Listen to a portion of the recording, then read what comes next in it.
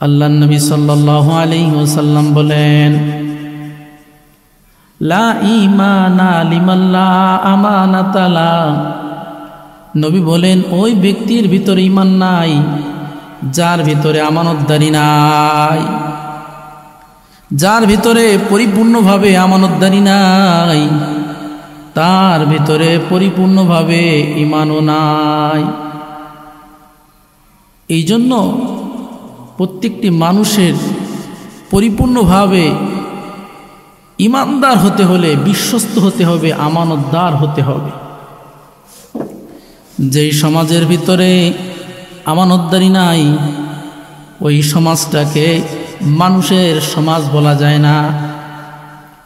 যেই সমাজের ভিতরে আমানতদারি আছে, ওই সমাজটাই হচ্ছে প্রকৃতপক্ষে মানুষের সমাজ। যেই সমাজে আমানতদারি নাই, ওই সমাজটাকে মানুষের সমাজ বলা হয় না। ওই সমাজটা হচ্ছে হিংস্র প্রাণীর সমাজ। হিংস্র প্রাণী যেখানে বসবাস করে, ওই জঙ্গলের ভিতরে অন্য অন্য প্রাণীর কোনো নিরাপত্তা নাই। যে কোনো মুহূর্তে হিংস্র প্রাণী অন্যান্য প্রাণীর উপরে আক্রমণ করে বসতে পারে। ঠিক তদ্রূপভাবে যেই সমাজের ভিতরে আমানতদারি নাই, ওই সমাজের ঈমানদার ব্যক্তিদের উপরে যে কোনো মুহূর্তে হামলা হতে পারে। ওই সমাজের ঈমানদারও নিরাপদ না। যেই সমাজে আমানতদারি নাই, ওই সমাজের ঈমানদারও নিরাপদ না। এজন্য মুসলমান ভাইরা আমার, আমানতদারি অত্যন্ত দামি গুরুত্বপূর্ণ একটি বিষয়। আমানতদারির দাম ওজন অনেক বেশি। আমানতদারির ওজন আল্লাহ তাআলার কাছে এত বেশি, আল্লাহ পাক রব্বুল আলামিন সর্বপ্রথম আমানতদারির বোঝা আসমানের উপরে রেখেছিলেন। আসমান অস্বীকৃতি জানিয়েছে। আসমান বলছে, রব্বুল আলামিন, আমানতের এত ভারী বোঝা আমি বহন করতে পারবো না। জমিনের উপরে আল্লাহ তাআলা আমানতের বোঝা রেখেছিলেন, জমিনও অস্বীকৃতি জানিয়েছে। পর্বতমালার উপরে আমানতের বোঝা আল্লাহ তাআলা রেখেছিলেন, পর্বতমালাও অস্বীকৃতি জানিয়েছে। অথচ আমরা দেখি আসমান কত শক্তিশালী, জমিন কত শক্তিশালী, পর্বতমালা কত শক্তিশালী। এত বড় বড় শক্তিশালী জিনিস আমানতের বোঝা বহন করতে রাজি হয় নাই, অস্বীকৃতি জানিয়েছে। আল্লাহ পাক রব্বুল আলামিন কোরআনুল হাকিমের ভিতরে বলে দিয়েছেন, ইন্না আরাদনাল আমানাতা আলাস সামাওয়াতি ওয়াল আরদি ওয়াল জিবাল। আল্লাহ বলেন, এই আমানতের বোঝা আমি আসমানের উপরে রেখেছি, এই আমানতের বোঝা আমি জমিনের উপরে রেখেছি, এই আমানতের বোঝা আমি পর্বতমালার উপরেও রেখেছি। فأبين أن يحملنها وأشفقن منها وحملها الإنسان। আল্লাহ বলেন, فأبين أن يحملنها। এই পর্বতমালা বলেন, জমিন বলেন, এই আসমান বলেন, এত শক্তিশালী এই আসমান, জমিন, পর্বতমালা পর্যন্ত আমানতের বোঝা নিতে রাজি হয় নাই। তারা অস্বীকৃতি জানিয়েছে। তারা বলছে, রব্বুল আলামিন, আমানতের মতো এত ভারী বোঝা আমি জমিন সহ্য করতে পারবো না, আমি আসমান সহ্য করতে পারবো না, আমি পর্বতমালাও সহ্য করতে পারবো না। কিন্তু একজন দুর্বল মানুষ আদম আলাইহিস সালাতু ওয়াস সালাম আপন কাঁধে আমানতের বোঝা ধারণ করেছে। সুবহানাল্লাহ। অথচ আদম সন্তানকে আল্লাহ বলেন, খুলিকাল ইনসানু দাঈফা। আল্লাহ বলেন, দুনিয়ার জমিনে যত প্রাণী আছে, সব প্রাণীর ভিতরে মানব জাতি সবচেয়ে দুর্বল। মানব জাতির চেয়ে দুর্বল কোনো প্রাণী নাই।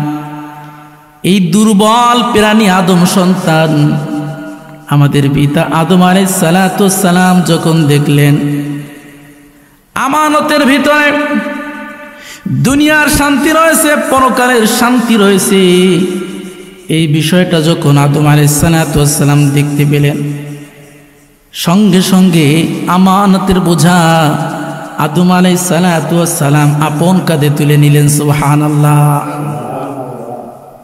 এত ভারী বোঝা আসমান যেটা বহন করতে রাজি হয়নি, জমিন যেটা বহন করতে রাজি হয়নি, আসমান জমিন পর্বতমালা যেটাকে বহন করতে রাজি হয়নি, এমন ভারী একটা বোঝা আদম আলাইহিস সালাতু ওয়াস সালাম বহন করেছেন। কেন? বলে আমানতের ভিতরে দুনিয়ার জমিনে শান্তি রয়েছে, পরকালেও শান্তি রয়েছে। সুবহানাল্লাহ। এই জন্য ভাইয়েরা আমার, আমানতদার হতে হবে, বিশ্বস্ত হতে হবে। হযরতে আদম আলাইহিস সালাতু ওয়াস সালাম থেকে নিয়া মুহাম্মদুর রাসূলুল্লাহ পর্যন্ত প্রত্যেকটা নবী আমানতের বোঝা বহন করেছেন। প্রত্যেকটা নবী বড় কষ্ট করে করে আমানতের বোঝা বহন করেছেন। সব নবীর কাহিনী আমি বলতে পারবো না, আমার সময় হবে না। হযরতে নূহ আলাইহিস সালাতু ওয়াস সালামের জীবনী থেকে কিছু কথা বলছি। নূহ আলাইহিস সালাতু ওয়াস সালাম আমানতের এই ভারী বোঝা ৯৫০ বছর পর্যন্ত আপন কাঁধে বহন করেছিলেন। সুবহানাল্লাহ। ৯৫০ বছর পর্যন্ত আমানতের দাওয়াত দিয়েছিলেন নূহ আলাইহিস সালাতু ওয়াস সালাম। আল্লাহ পাক রব্বুল আলামিন কুরআনুল হাকিমের ভিতরে বিস্তারিতভাবে বর্ণনা করেছেন। ইন ক্বালা লাহুম আখুহুম নূহুন আলা তাত্তাকুন।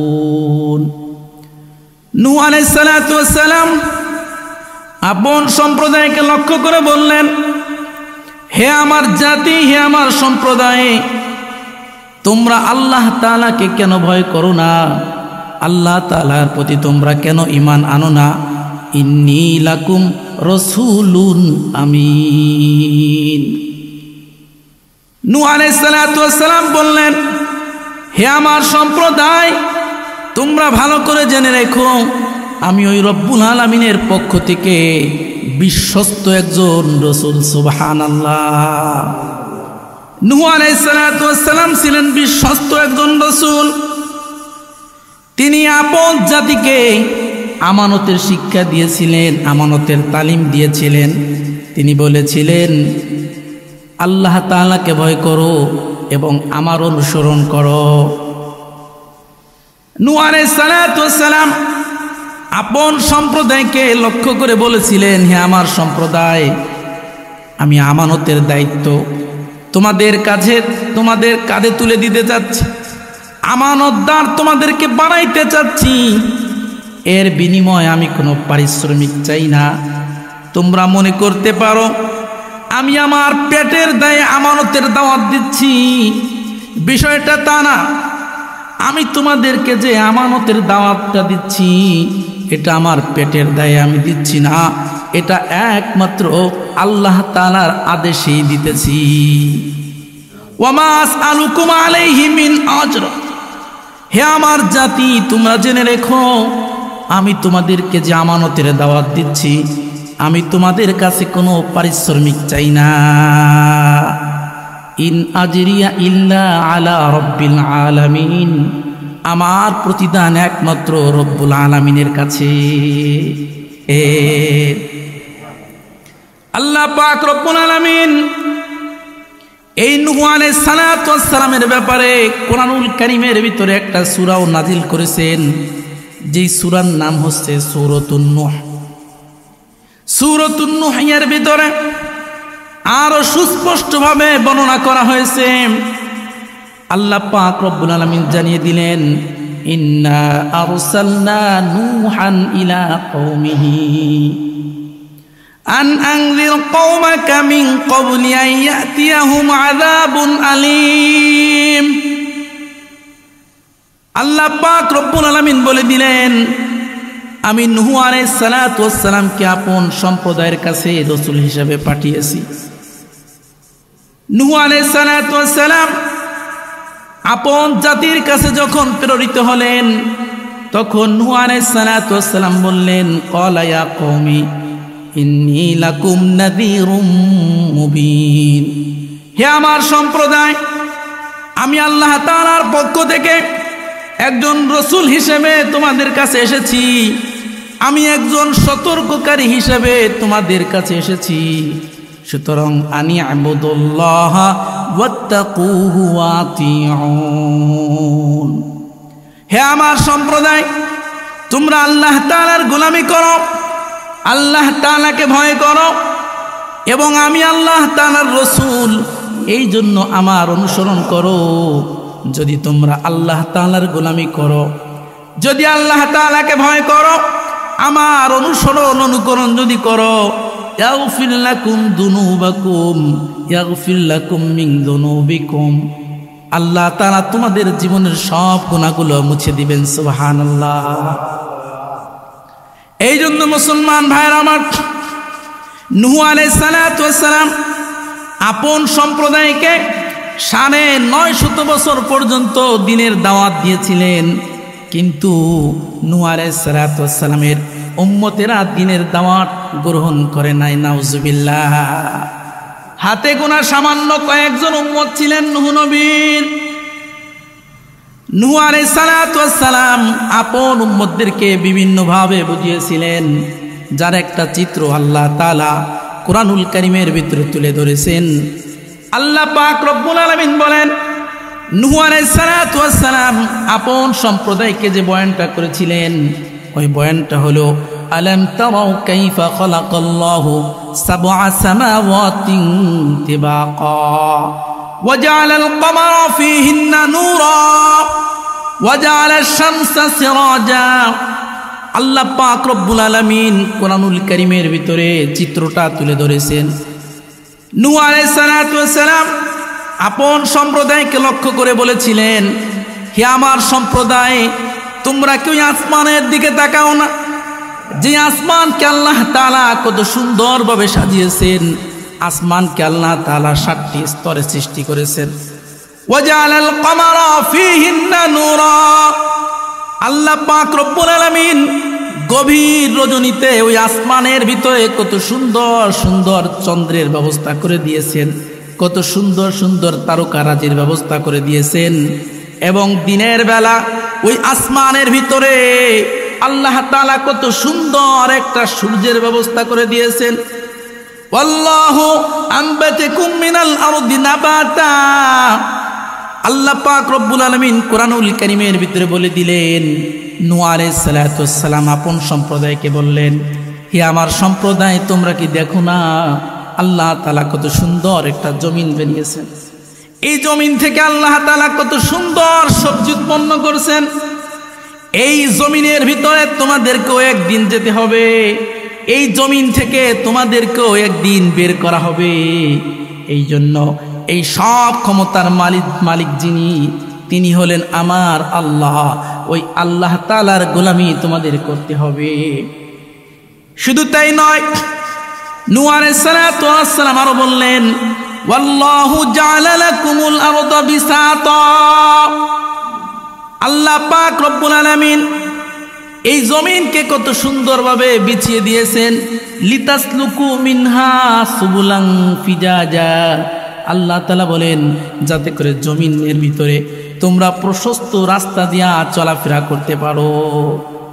নূহ আলাইহিস সালাতু ওয়াস সালাম আপন সম্প্রদায়কে বিভিন্নভাবে বুঝিয়েছেন যে তোমরা আল্লাহ তাআলার গোলামি করো, আল্লাহর হুকুম মানো, তোমরা আমানতদার হয়ে যাও, তোমরা বিশ্বস্ত হয়ে যাও।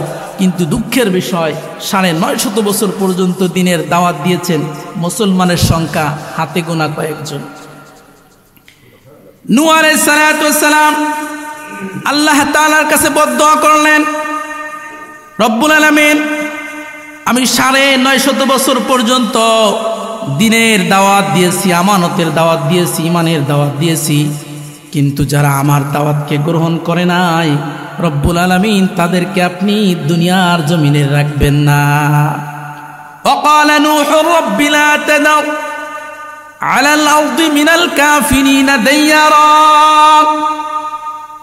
নূহ আলাইহিস সালাতু ওয়াস সালাম আল্লাহ তাআলার কাছে বদদুআ করলেন, রব্বুল আলামিন দুনিয়ার জমিনে যত কাফের বাসিন্দা আছে যাদেরকে আমি দ্বীনের দাওয়াত দিয়েছি, এরপরেও আমার দাওয়াত যারা গ্রহণ করে নাই, রব্বুল আলামিন তাদেরকে আপনি দুনিয়ার জমিনে ছেড়ে দিয়েন না। ইন্নাকা ইন তাদারহুম ইউদিল্লু ইবাদাকা ওয়া লা ইয়ালিদু ইল্লা ফাজিরান কাফারা। রব্বুল আলামিন দুনিয়ার জমিনে যারা কাফের আছে এদেরকে যদি আপনি দুনিয়ার জমিনে এমনিতেই ছেড়ে দেন, তাহলে আপনার ভালো ভালো বান্দাদেরকে পথভ্রষ্ট করে ছাড়বে, নাউজুবিল্লাহ। এবং এদের মাধ্যমে দুনিয়ার জমিনে যত সন্তান আসবে ওই সন্তানগুলো ঈমানদার হবে না, ওই সন্তানগুলো কাফের হবে, ওই সন্তানগুলো পাপাচার হয়ে যাবে। এই জন্য রব্বুল আলামিন যাদেরকে আমি ৯৫০ বছর পর্যন্ত দাওয়াত দেওয়ার পরেও আমার দাওয়াত যারা গ্রহণ করে নাই, রব্বুল আলামিন আপনি তাদেরকে ধ্বংস করে দেন। নূহ আলাইহিস সালাতু ওয়াস সালাম আল্লাহ তাআলার কাছে বদদুআ করেছেন, বদদুআ করতে দেরি, আল্লাহ তাআলা কবুল করতে ১ সেকেন্ডও দেরি করে না। সুবহানাল্লাহ। আল্লাহ পাক রব্বুল আলামিন নূহ আলাইহিস সালাতু ওয়াস সালামের বদদুআটা কবুল করে নিলেন। আল্লাহ তাআলা কোরআনুল কারীমের ভিতরে জানাই দিলেন, মিম্মা খাতিআতিহিম উগরিকু ফাউদখিলু নারা। আল্লাহ পাক রব্বুল আলামিন বললেন তাদের অপরাধের কারণে আল্লাহ তাআলা প্লাবন দিয়ে নূহ নবীর যত উম্মত ছিল সব উম্মতকে ধ্বংস করে দিল। যারা ঈমান আনে নাই আল্লাহ তাআলা তাদেরকে প্লাবন দিয়ে ধ্বংস করে দিয়েছেন। ফাউদখিলু নারা, আল্লাহ বলেন ওরা শুধুমাত্র কেবলমাত্র দুনিয়ার জমিনে ধ্বংস হয়েছে বিষয়টা তা না, এমনকি পরকালে ওদের ঠিকানা জাহান্নাম হয়ে যাবে। এই জন্য মুসলমান ভাইরা আমার, নূহ আলাইহিস সালাতু ওয়াস সালাম আপন জাতিকে আমানতদার বানানোর জন্য ৯৫০ বছর পর্যন্ত চেষ্টা করেছেন। এরপরেও আমানতদারের সংখ্যা একেবারেই কম হয়েছিল, ঈমানদারের সংখ্যা একেবারেই কম ছিল। অনুরূপভাবে দুনিয়ার জমিনে যত নবী রাসূল এসেছেন সব নবী রাসূল এইভাবে আমানতের দাওয়াত দিয়েছেন। সর্বশেষ আপনার আমাদের নবী মুহাম্মদুর রাসূলুল্লাহ সাল্লাল্লাহু আলাইহি ওয়াসাল্লাম উম্মতদেরকে আমানতের দাওয়াত দিয়েছিলেন।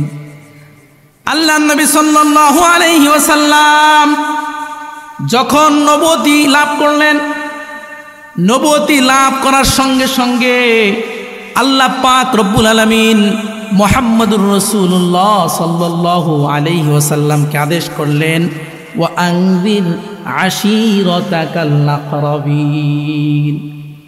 হে আমার বন্ধু, হে আমার পয়গম্বর, আপনি সর্বপ্রথম আপনার নিকটাত্মীয় স্বজন যারা আছে তাদেরকে আমানতের ব্যাপারে সতর্ক করেন। সুবহানাল্লাহ। কারণ আপনার নিকটাত্মীয় যারা আছে তারা যদি আমানতদার না হয়, তারা যদি পরিপূর্ণ ঈমানদার না হয়, বাহিরের মানুষকে যদি আপনি ঈমানের দাওয়াত দেন, আমানতের দাওয়াত দেন, এই দাওয়াতটা ৪ পয়সার কাজে আসবে না।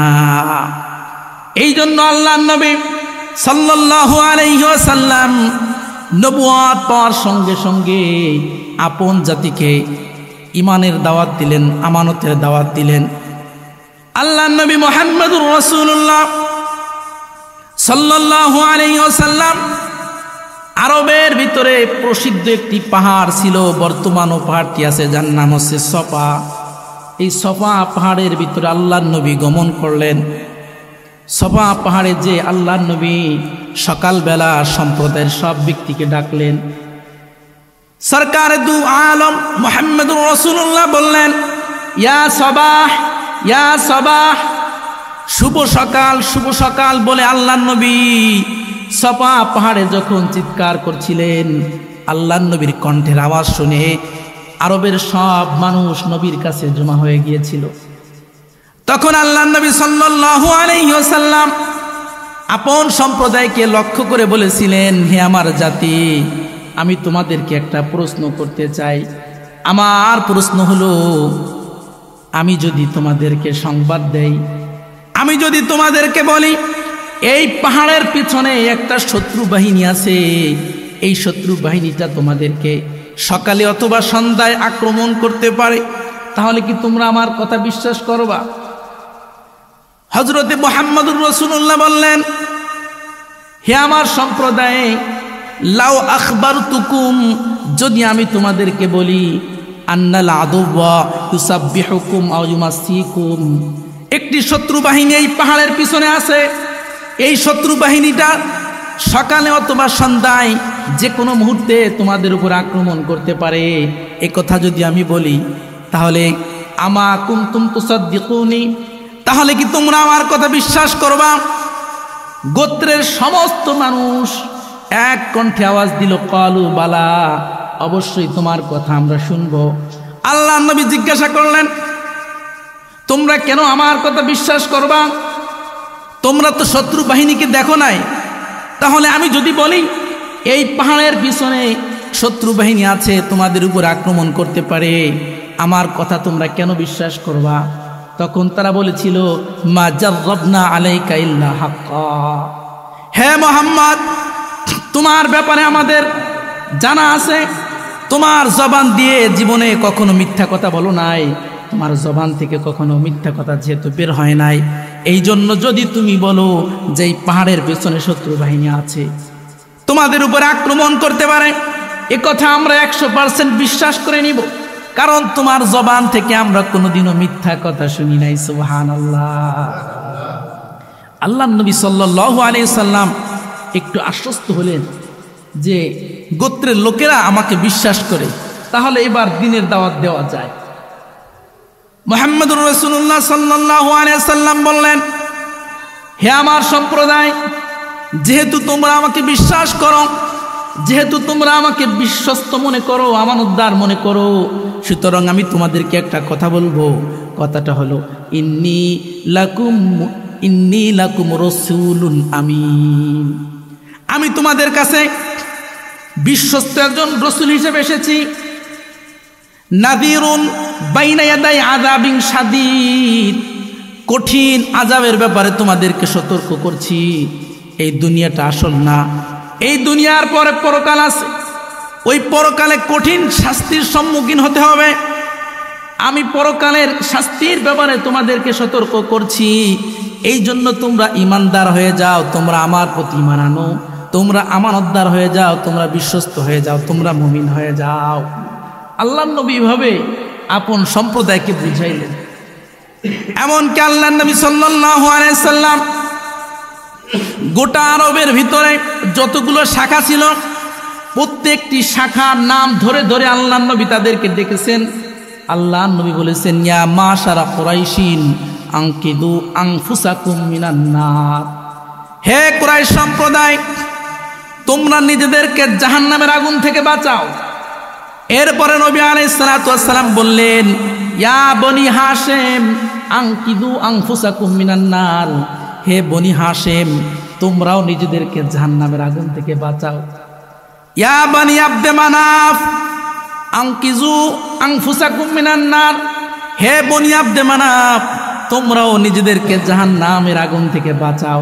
এভাবে আল্লাহর নবী আরবের প্রত্যেকটি গোত্রের নাম ধরে ধরে তাদেরকে বুঝিয়েছেন, তাদেরকে বলছেন, তোমরা ঈমান আনো, আল্লাহর প্রতি ঈমান আনো, আমার প্রতি ঈমান আনো, ঈমানদার হয়ে যাও, তোমরা বিশ্বস্ত হয়ে যাও। আল্লাহর নবী তাদেরকে দাওয়াত দিয়েছেন। এইভাবে আল্লাহর নবী একাধারে প্রত্যেকটি গোত্রের প্রত্যেকটি শাখার নাম ধরে ধরে দাওয়াত দিয়েছে। এমনকি আল্লাহর নবী আপন মেয়ে ফাতেমাকেও ডাক দিয়ে বললেন, ইয়া ফাতিমা, ইয়া ফাতেমা আনকিজি নাফসাকি মিনান নার, হে ফাতেমা, তুমিও নিজেকে জাহান্নামের আগুন থেকে বাঁচাও। হে ফাতেমা, শুনে রেখো, সালিনি মা শিতি মিম্মালি, তোমার যদি কোনো সম্পদের প্রয়োজন হয়, তোমার যদি কোনো অর্থকরীর প্রয়োজন হয়, ফাতেমা আমার কাছে চাও, তোমাকে আমি অর্থকরী দিতে পারবো, টাকা পয়সা দিতে পারবো, তবে ওয়ালা উগনি আনকা শাইআ ইয়াউমাল কিয়ামা, ফাতেমা, কিয়ামতের ময়দানে তোমার বাবা হিসাবে আমি তোমার কোনো উপকার করতে পারবো না। এইভাবে আল্লাহর নবী গোটা আরবের মানুষদেরকে বুঝাইলেন বুঝানের মুহূর্তে এক পর্যায়ে নবী আলাইহিস সালাতু ওয়াস সালামের আপন চাচা, যার নাম আপনারা সকলেই জানেন, নাম হলো আবু লাহাব। আবু লাহাবের মিজাজ গরম হয়ে গেল। ফাগদিবা, আবু লাহাব রাগ হয়ে গেল, তার মিজাজটা খারাপ হয়ে গেল।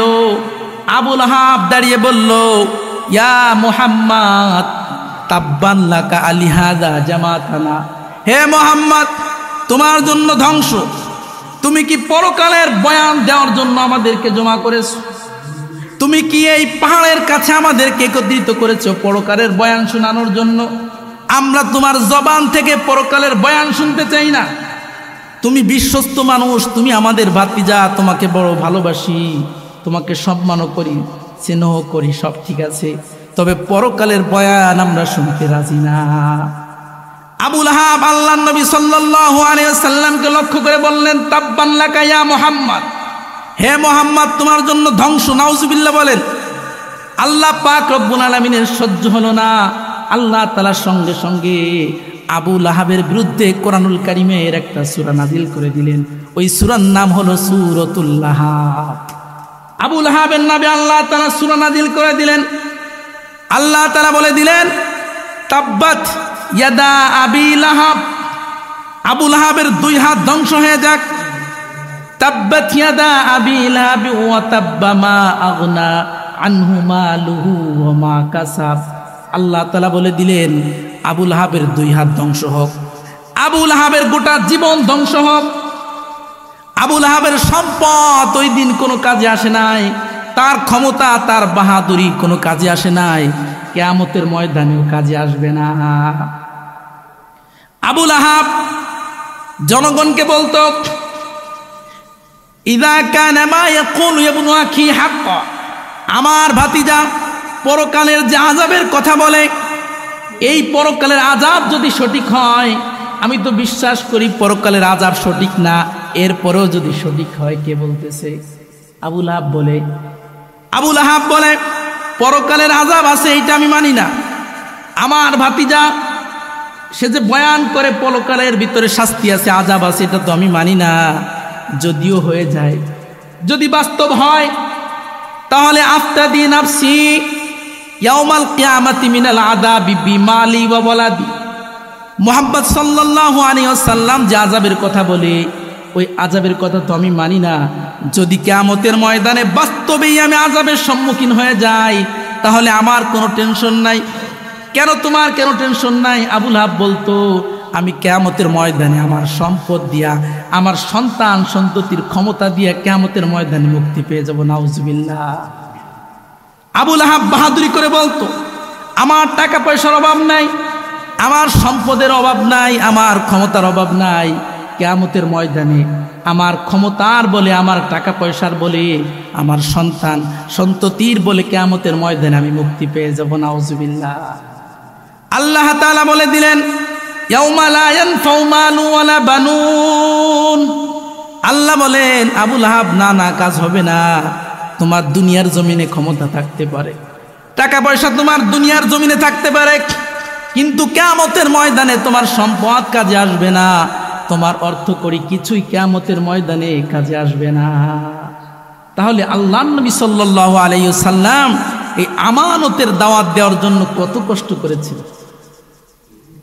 মুসলমান ভাইরা আমার, আমরা জানবো কোন কোন ক্ষেত্রে আমাদের আমানতদারি রক্ষা করতে হবে। আল্লাহ তাআলা আপনাকে আমাকে যে সম্পদ দিয়েছেন, এই সম্পদও আমানত। আল্লাহ তাআলা আপনাকে আমাকে যে সন্তান দিয়েছেন, সন্তানও আমানত। আল্লাহ তাআলা যাদেরকে কোরআন সুন্নাহর জ্ঞান দিয়েছেন, এই জ্ঞানও আমানত। এই তিনটি জিনিস এতই গুরুত্বপূর্ণ, এই তিনটি ক্ষেত্রে যদি কোনো মানুষ আমানতদারি রক্ষা করে চলে, তাহলে মৃত্যুর পরেও এই তিনটা জিনিস কাজে আসবে। সুবহানাল্লাহ।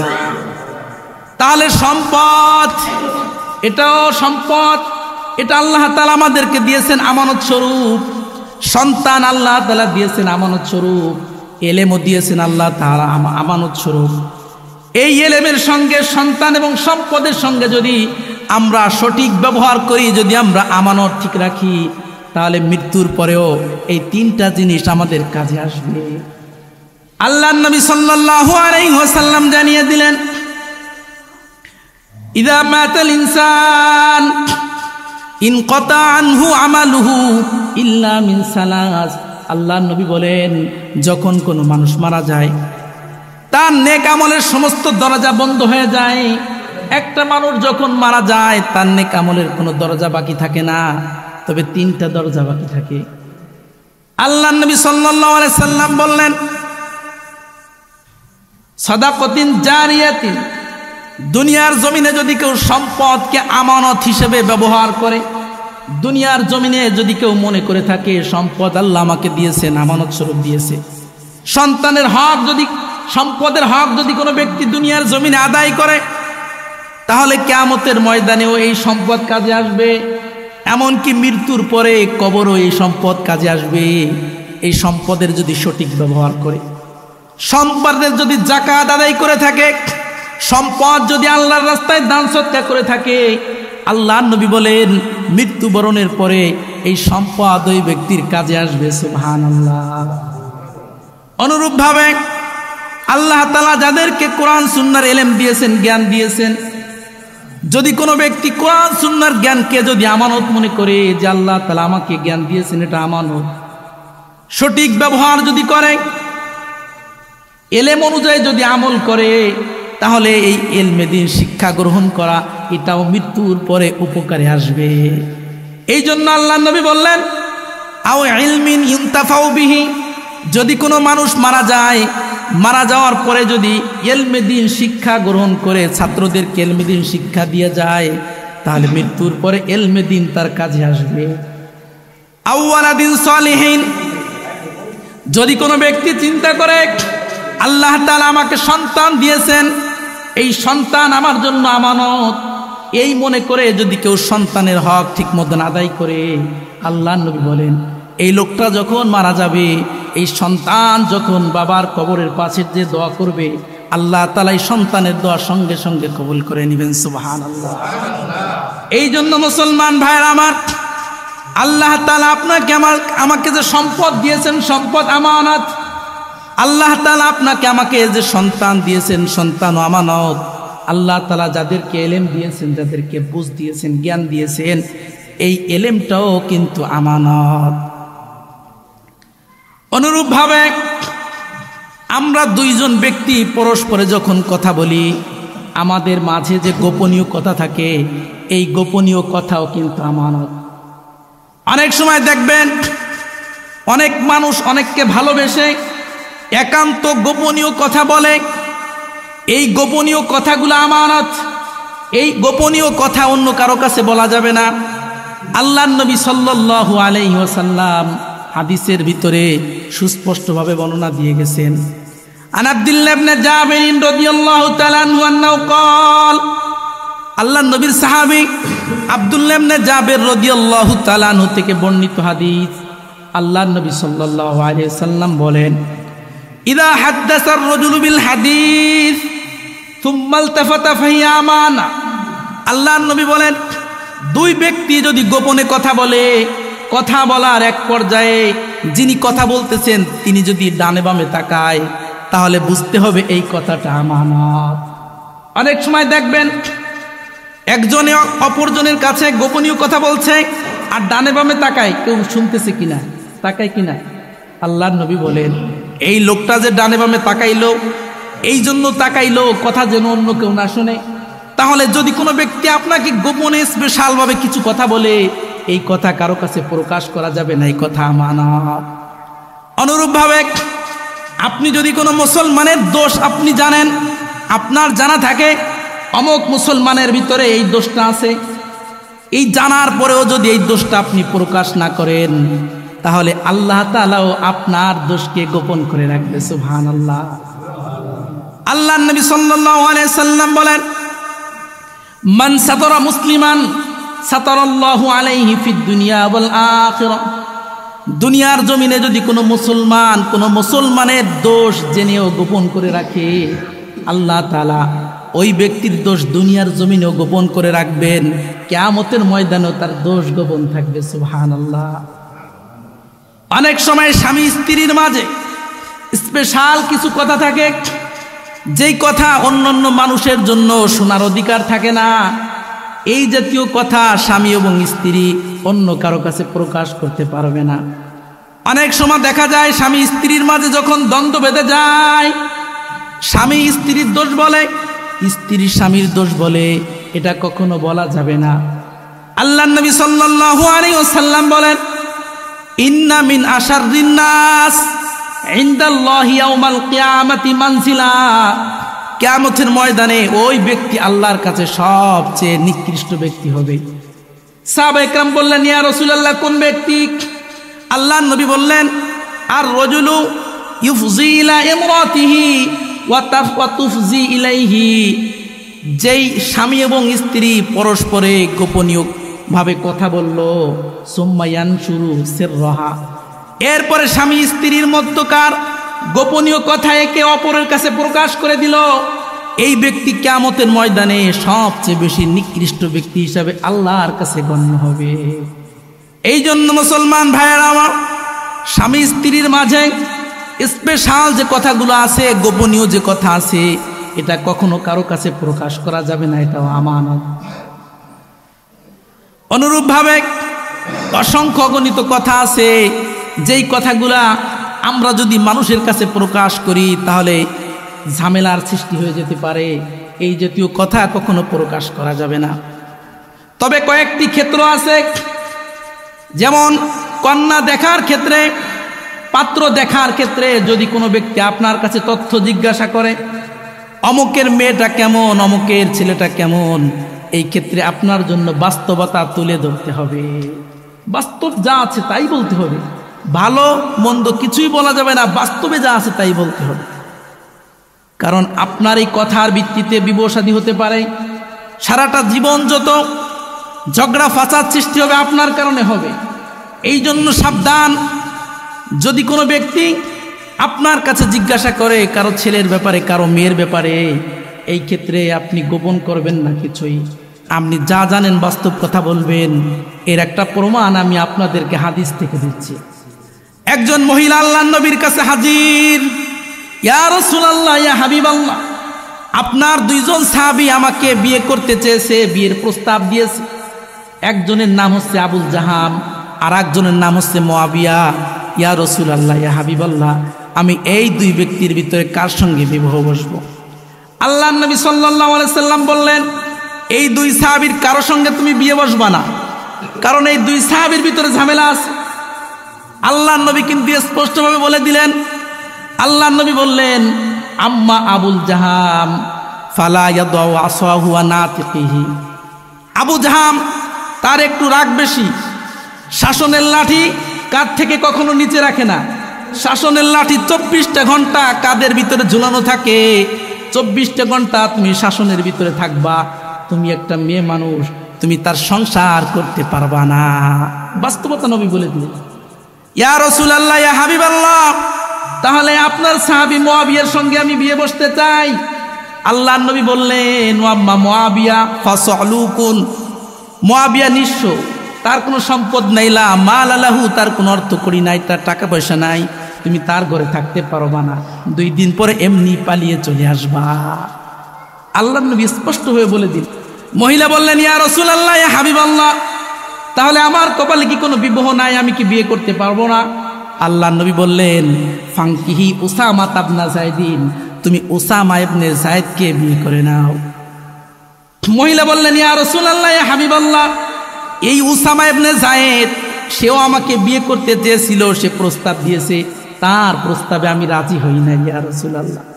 আল্লাহর নবী বললেন, আমি তাকে বিয়ে করতে বলেছি, তুমি তার সঙ্গে বিবাহ বন্ধনে আবদ্ধ হও, তোমার জীবনে কল্যাণ হবে। আল্লাহর নবীর কথা মতো এই মহিলা উসামা ইবনে যায়েদের সঙ্গে বিবাহে আবদ্ধ হয়ে যান। কিছুদিন পর এই মহিলা আল্লাহর রাসূলের কাছে এসে বলতেছে, ইয়া রাসূলুল্লাহ, ইয়া হাবিবাল্লাহ, এই উসামা ইবনে যায়েদের সঙ্গে আমি বিয়ে বসতে চেয়েছিলাম না, কিন্তু আপনি পরামর্শ দিয়েছেন ইয়া রাসূলুল্লাহ, এখন আমার জীবনে এত পরিমাণ সুখ, এত পরিমাণ শান্তি, যা আমি কোনোদিন কল্পনাও করতেছিলাম না। হয়তোবা অন্য অন্য স্বামীর ঘরে গেলে আমি এই পরিমাণ সুখ শান্তি পাইতাম না। এই জন্য মুসলমান ভাইয়ের আমার, স্বামী এবং স্ত্রীর মাঝে যত গোপন দোষ আছে এটা গোপন রাখতে হবে। এবং পাত্রপাত্রী দেখার ক্ষেত্রে যদি আপনার কাছে কোনো ব্যক্তি কোনো সংবাদ জানতে চায়, এই ক্ষেত্রে আপনার বাস্তবতা বলতে হবে। অনুরূপভাবে আমাদের সমাজে কিন্তু আলেম নামের অসংখ্য জাহেল আছে, মূর্খ আছে, বিদাতি আছে, ভণ্ড আছে। এই ভণ্ড আলেম যারা আছে তাদের যত কুকর্ম আছে, অপকর্ম আছে, এই অপকর্ম সমাজের মানুষের কাছে বলা যাবে তাদের খপ্পর থেকে সাধারণ মানুষের ঈমান বাঁচানোর জন্য। এই বাংলার জমিনে কিন্তু ভণ্ড বিদাতির অভাব নাই, আছে না নাই? অসংখ্য গণিত মাজার বুজুরি আছে, বিদাতি আছে, ভণ্ড আছে। এই ভণ্ডদের যত ভণ্ডামি সাধারণ মুসলিম উম্মার মাঝে এটা বলা যাবে। কেন বলে তার ভণ্ডামি থেকে জাতির ঈমানকে রক্ষা করার জন্য। কারণ আল্লাহর নবী সাল্লাল্লাহু আলাইহি ওয়াসাল্লাম ভবিষ্যৎবাণী করেছেন, ইন্নী আখাফু আলা উম্মতি আল আইম্মাতিল মুদিল্লিন। আল্লাহর নবী বলেন, আমি আমার উম্মতের উপরে ভয় পাচ্ছি, আমার উম্মতের ঈমান নষ্ট করে দিবে নামধারী কিছু আলেম। আল্লাহর নবী বলেন, আল আইম্মাতিল মুদিল্লিন, পথভ্রষ্টকারী কিছু ইমাম, পথভ্রষ্টকারী কিছু আলেম, আলেম নামের কিছু জাহেল, কিছু ভণ্ড আমার উম্মতের ঈমান নষ্ট করে দিবে, এই আশঙ্কা আমি করছি। এই জন্য সমাজের ভিতরে যদি কোনো বিদাতি থাকে, কোনো ভণ্ড আলেম যদি থাকে, এই ভণ্ড আলেমের বয়ানে আপনারা যাবেন না, এই ভণ্ড আলেমের কথা আপনারা শুনবেন না। এই ভণ্ড আলেমের যত দোষ আছে এই দোষ সমাজের মানুষের সামনে প্রকাশ করা যাবে। অনুরূপভাবে আল্লাহ তাআলা আপনার আমার মাথা থেকে নিয়ে পা পর্যন্ত যতগুলা অঙ্গ দিয়েছেন প্রত্যেকটা অঙ্গ আমানত, এই প্রত্যেকটা অঙ্গের হেফাজত করতে হবে। যেমনি ভাবে আল্লাহ তাআলা আপনাকে আমাকে চোখ দিয়েছেন, আল্লাহ তাআলা আপনাকে আমাকে কান দিয়েছেন, একটা অন্তর দিয়েছেন, এই সবগুলা কিন্তু আমানত। আল্লাহ পাক রব্বুল আলামিন কোরআনুল কারীমের ভিতরে জানিয়ে দিলেন, ইন্নাস সামআ ওয়াল বাসারা ওয়াল ফুআদ কুল্লু উলাইকা কানা আনহু মাসউলা। আল্লাহর নবী বলেন, আমি তোমাকে যে কান দিয়েছি, আমি তোমাকে যে দৃষ্টিশক্তি দিয়েছি, আমি তোমার ভিতরে যে একটা অন্তর দিয়েছি, এই সবগুলো কিন্তু আমানত। এই অন্তরের ভিতরে কখনো হিংসা রাখবা না। এই অন্তর দিয়েছি তোমার ভিতরে আমানত স্বরূপ, কারো অন্তরের ভিতরে হিংসা রাখবা না। আল্লাহ নবী বললেন, লা ইয়াদখুলুল জান্নাতা মান কানা ফি কলবিহি মিসকালু যাররাতিন মিন কিব। আল্লাহ নবী বললেন, হে আমার উম্মতেরা, তোমরা জেনে রেখো, যাদের অন্তরের ভিতরে যাররা পরিমাণ কেবের থাকবে, হিংসা থাকবে, ওই ব্যক্তি মালিকের জান্নাতে যাবে না। এই জন্য অন্তর আমানত, চোখ আমানত। আল্লাহ বলেন, ইয়ালামু খাইনাতাল আয়ুনি ওয়া মা তুখফিস সুদূর। আল্লাহ বলেন, তোমাদের চোখের খেয়ানত সম্পর্কে আমি জানি। তোমরা চোখ দিয়ে কোন দিকে তাকাও তোমরা বুঝতে না পারলেও আমি আল্লাহ তাআলা কিন্তু বুঝতে পারি। এই জন্য চোখ আমানত, চোখের খেয়ানত করা যাবে না। কান আমানত, কানের খেয়ানত করা যাবে না। কান দিয়ে গান শোনা যাবে না, চোখ দিয়ে নাচ দেখা যাবে না। আল্লাহ পাক রব্বুল আলামিন কোরআনুল কারীমের ভিতরে বর্ণনা করে দিলেন, ওমাই ইয়াশতারি লাহওয়াল হাদীথি লিয়ুদিল্লা আন সাবিলিল্লাহি বিগাইরি ইলমিন ওয়া ইয়াত্তাখিযাহা হুজওয়া উলাইকা লাহুম আযাবুম মুহিন। এই দুনিয়ার জমিনে কিছু মানুষ আছে যারা মানুষদেরকে আল্লাহর রাস্তা থেকে দূরে সরিয়ে দেওয়ার জন্য অনার্থক বিষয় ক্রয় করে, অনার্থক জিনিস ক্রয় করে, অনার্থক জিনিস দিয়ে মানুষকে আল্লাহর রাস্তা থেকে দূরে সরিয়ে রাখে। তাদের জন্য কঠিন শাস্তি, অপমানজনক শাস্তি আল্লাহ তাআলা প্রস্তুত করে রেখেছে। নাউজুবিল্লাহ। এই জন্য চোখ দিয়ে কখনো নাচ দেখা যাবে না, কান দিয়ে কখনো গান শোনা যাবে না। আল্লাহর নবী সাল্লাল্লাহু আলাইহি ওয়াসাল্লাম একটা হাদিসের ভিতরে বলছেন, ফি হাযিহিল উম্মতি খাসফুন ওয়া মাসকুন ওয়া কাদফুন। আমার এই উম্মতের ভিতরে তিনটা শাস্তি আসবে। কয়টা শাস্তি? তিনটা শাস্তি।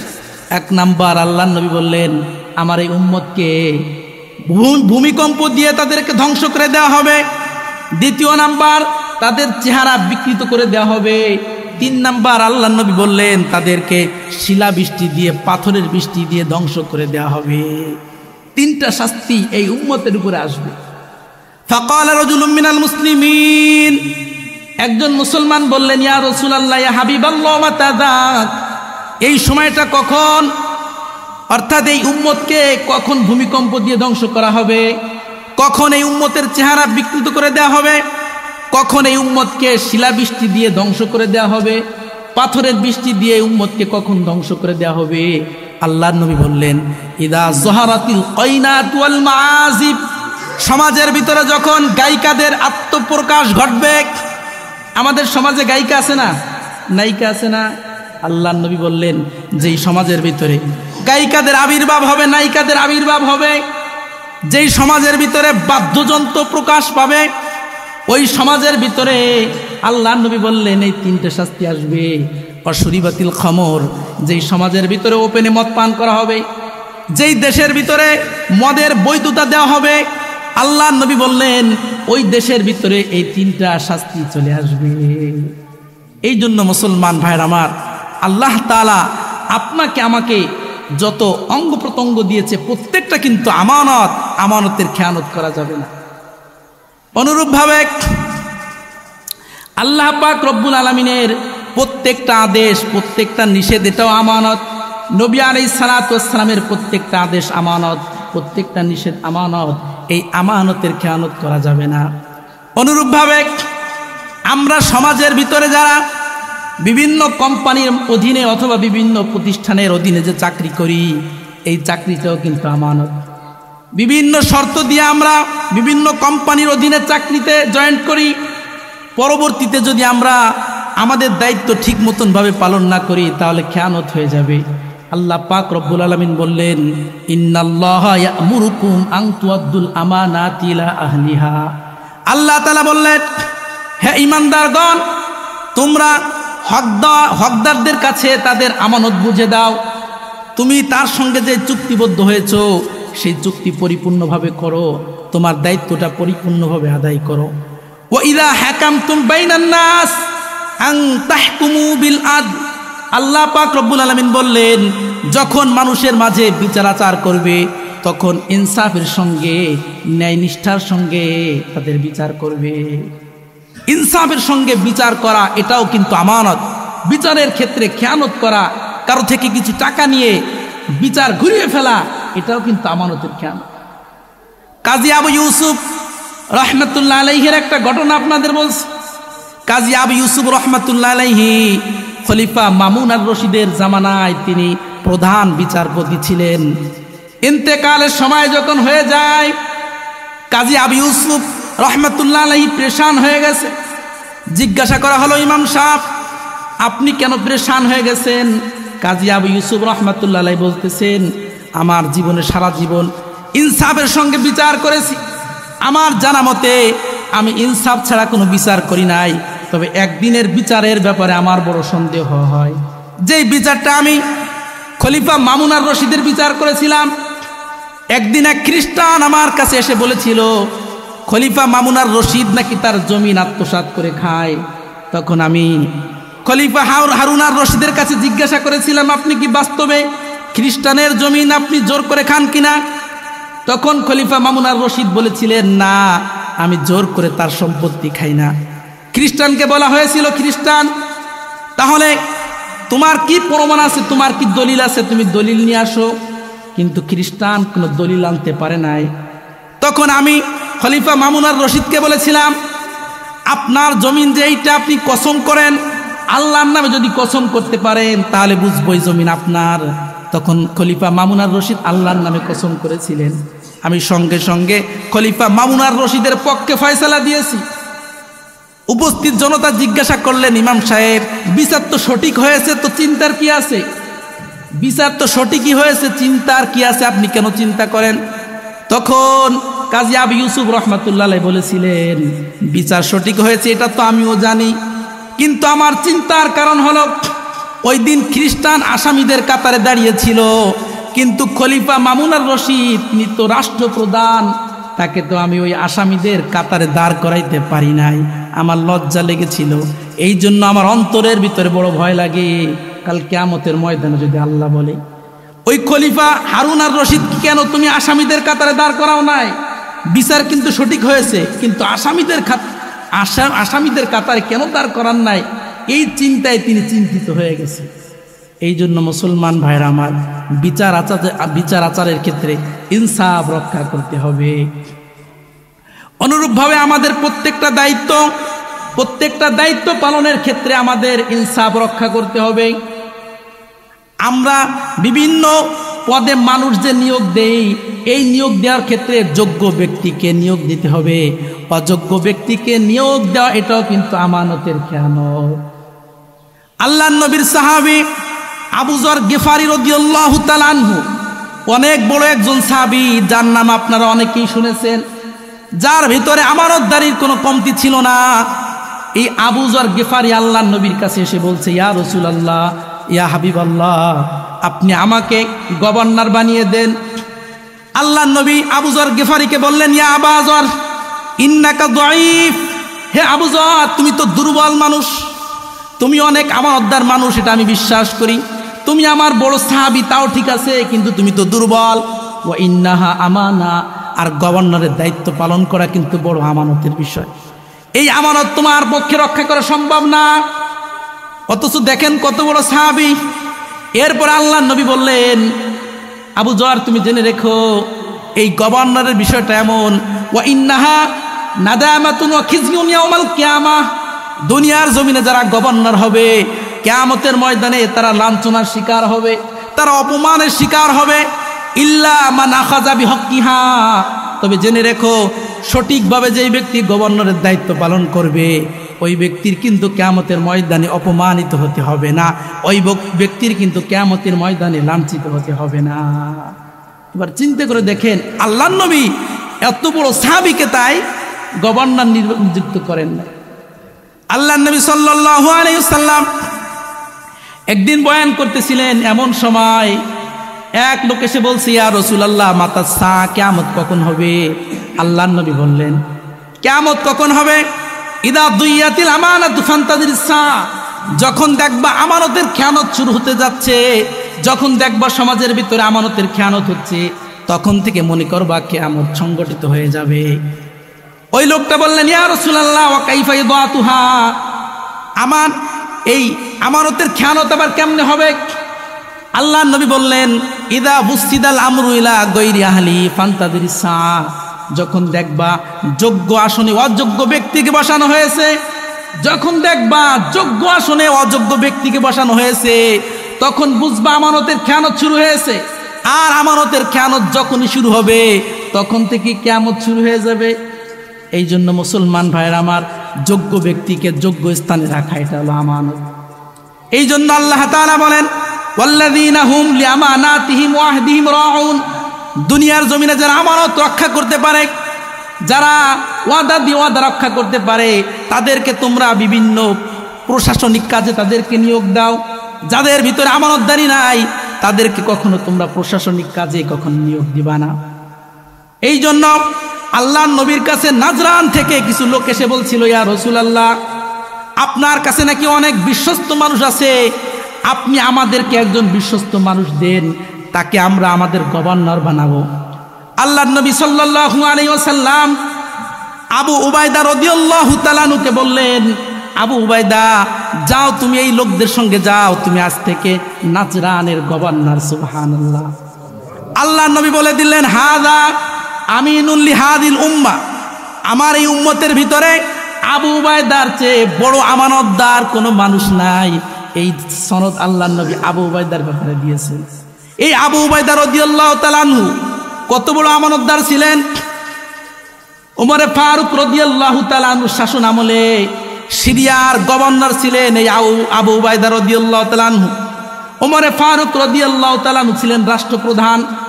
ওমরে ফারুক রাদিয়াল্লাহু তাআলা আনহু আবু উবাইদাকে বলেছিলেন, আবু উবাইদা, আমি একটু সিরিয়ায় যেতে চাই, আপনার বাসভবনে যাব। কে যাবে? ওমরে ফারুক রাদিয়াল্লাহু তাআলা আনহু যাবেন আবু উবাইদার বাসভবনে।